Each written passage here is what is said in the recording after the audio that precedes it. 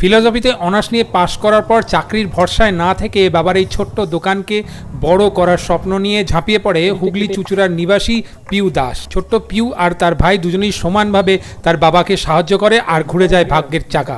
রাতারাতি ভাইরাল হয় সোশ্যাল মিডিয়ায় পিউ আর পিওর কম্বো। এর আগে চুঁচুড়া শহরে এত কম পয়সায় এত সুন্দর কম্বো কেউ কোনোদিন দেয়নি। সেটা হচ্ছে বাসন্তী পোলাও আর সাথে 2 পিস চিকেন দিয়ে আপনি কম্বো পেয়ে যাবেন মাত্র 50 টাকায়। পরিশ্রমী পিউ সকাল থেকে লেগে পড়ে রান্নাবান্না করার জন্য।